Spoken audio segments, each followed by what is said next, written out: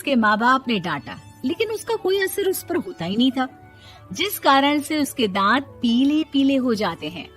शादी के बाद अरे बहू, वैसे तो तुझ में कोई कमी नहीं है, पर तेरे दांत इतने पीले कैसे हैं बेटा? कैसे मतलब? कोई सर्जरी थोड़ी ना कराई है। वो तो क्या नाम, मैं ब्रश नहीं करती थी तो पीले हो गए। अब क्या करूं? आप कहें तो लाल करवा लूं या फिर काले? यार ये क्या है, क्यों माँ से लड़ रही हो? लड़ रही हूँ? अरे मैं लड़ रही हूँ या ये बोल रही है कि दांत पीले हैं, पीले। अरे तपस्या थोड़ी ना की है इन्हें पीले करने के लिए, बकायदा ब्रश नहीं किया है 20 साल तक, तब जाकर। छी, कैसी बात कर रही हो? ये उस वक्त तो पीले नहीं थे जब हम लोग तुम्हें देखने आए थे। अरे तब साफ करवा लिया होगा डेंटिस्ट के पास जाकर। अब देखो कैसे पीले पीले लग रहे हैं। रंजना सास की तरफ गुस्से से देखती है। फिर शुरू हो गई पीले पीले पीले। अरे पीले तो तब भी थे जब मेरे हाथ का रसगुल्ला उड़ा उड़ा कर खा रही थी और बोल रही थी, लड़की नहीं गुणों का खजाना दे रहे भाई साहब आप। खैर, अब वो लोग करते भी तो क्या करते, पीले दांत वाली बहू पल्ले पड़ी थी तो झेलना तो था ही। एक दिन कीर्तन में रंजना गाना गा रही थी। अरे कमला बहन, माँ का द्वार है, यहाँ तो सब शुद्ध होकर आते हैं, फिर अपनी बहू को ब्रश भी नहीं करवाती तुम। दूर से पीले पीले दांत भक्ति में बाधा उत्पन्न कर रहे हैं। अरे कोई 2 साल के बच्चे थोड़ी ना लेकर आई हूँ मैं बहू बनाकर। अच्छी खासी लड़की है, अरे कैसे करवाऊं ब्रश? ये तो उसे खुद करना चाहिए ना। अब माँ बाप तो इसके जैसे तैसे निपटा दिए, ये नहीं सोचा कि सास कैसे संभालेगी। सास बहू को लेकर घर आ जाती है, लेकिन सोच लेती है कि अब इसे लेकर कहीं नहीं जाएगी। अगले रोज बहू कहती है, अरे क्या हो गया, मंदिर नहीं जाना क्या? कीर्तन का वक्त हो रहा है। मेरी मधुर वाणी से कान्हा जी जागते हैं और सोते हैं। आप तो जानती है ना उनकी भक्ति में कितना मन लगता है मेरा। वो क्या है ना, तबीयत ठीक नहीं लग रही है मेरी, आराम करूंगी मैं। तबीयत ठीक नहीं लग रही? अभी तो मिथुन के गाने पर नाच रही थी आप, और अब बोल रही है कि तबीयत ठीक नहीं लग रही। अरे भक्ति में मन लगा लो सासू माँ, ऊपर जाना है, क्या मुंह दिखाओगी आप? हाँ? सास को बहू की बात पर गुस्सा आ जाता है। मैं क्या मुंह दिखाऊंगी, इसकी चिंता तो ना कर, समझी? अपने मुंह की चिंता कर, जो ये पीले पीले दांत लेकर हर जगह पहुंच जाती है। पता है लोग कितना मजाक बनाते हैं। ना जी ना, मैं नहीं जाना कहीं तेरे साथ। तो ये बात है, कोई ना, मत जाओ, मैं अपने कमरे में ही बैठकर भक्ति कर लूंगी। ऊपर वाला दांत थोड़ी ना देखता है, मन देखता है, भावना देखता है। और अरे बस बस, तू सब कुछ दिखा, बस ये सफेद चमकदार दांत ना दिखाना किसी को, है? जा यहाँ से। बहू को सास की बात का कोई फर्क नहीं पड़ता, वो तो जैसी थी वैसी ही रह जाती है।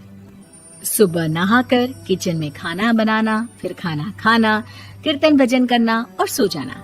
एक दिन, माँ जी मैं सहेली के घर जा रही हूँ, शाम को लेट आऊंगी।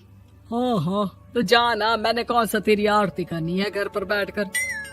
रंजना सहेली के घर जाती है, जहाँ वो पार्टी में जाने की तैयारी कर रही होती है। अरे शिखा, कहाँ जाने की तैयारी कर रही है? मैं गलत वक्त पर आ गई क्या? अरे नहीं यार, उल्टा सही वक्त पर आई है। मैंने ये साड़ी और ज्वेलरी निकाली है यार, शाम को इनके ऑफिस की एक पार्टी में जाना है। बताना कैसा लग रहा है ये सब? नहीं यार, इस ड्रेस के साथ तो वो वाली ज्वेलरी अच्छी लगेगी। हाँ सही बोल रही है, मैंने ध्यान ही नहीं दिया। वैसे तो हमेशा से मस्त फैशन सेंस रखती है। तो बड़ा जाती होगी ना पति के साथ पार्टी में। रंजना कुछ नहीं बोलती, बस सोचती है कि यार काश ये बात सही हो जाती, पर मैं क्यों नहीं जाती पार्टी में? क्या इन लोगों की कोई पार्टी होती नहीं होगी? रंजना घर आती है और रात में पति से सवाल करती है, एक बात बताइए, आप मुझे किसी पार्टी में क्यों नहीं ले जाते? क्या आपके यहाँ ऑफिस में पार्टी नहीं होती? पति बेचारा क्या कहता कि दांत पीले हैं तुम्हारे इसलिए। अरे कोई पार्टी होती नहीं हम लोगों के ऑफिस में, तो कहाँ से लेकर जाऊं?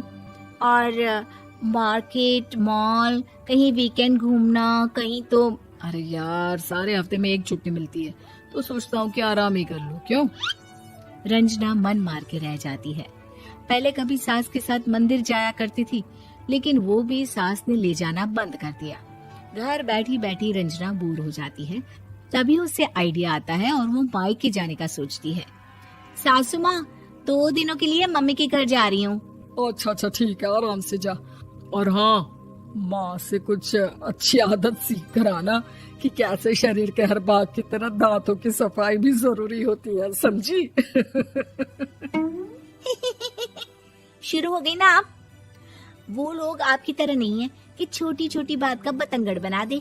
उन लोगों के लिए मैं मायने रखती हूँ, ना कि मेरे पीले पीले दांत। रंजना माँ को बिना बताए उन लोगों को सरप्राइज देती है, लेकिन जैसे ही वो दरवाजे पर पहुंचती है, अंदर देखती है कि घर वाले कहीं जा रहे होते हैं। अब माँ, काश रंजना दीदी के दांतों वाली प्रॉब्लम नहीं होती तो वो भी हम लोगों के साथ चलती ना बुआ जी की बेटी की शादी में। हाँ बेटा, लेकिन अब उसे कौन समझाए कि उसको उसके पीले दांत नहीं दिखते, लेकिन उसके आसपास के लोगों को कितना एम्बैरेसिंग फील कराते हैं। मुझे तो कितनी बार उसके स्कूल की टीचर ने शिकायत की कि उसके साथ कोई लड़की बैठना भी नहीं चाहती, और ना ही कॉलेज में कोई उससे बात करना चाहता था। लेकिन पता नहीं क्यों उसे ये बात समझ में ही नहीं आती। कोई कमी नहीं है उस लड़की में, बस यही कि दांत पीले हैं।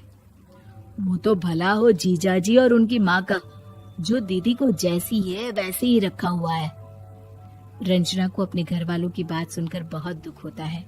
वो सोचती है कि वो क्या करे, लेकिन फिर वो सीधा डेंटिस्ट के पास जाती है, अपने दांत चमकाती है और कसम खाती है कि वो रोज ब्रश करेगी।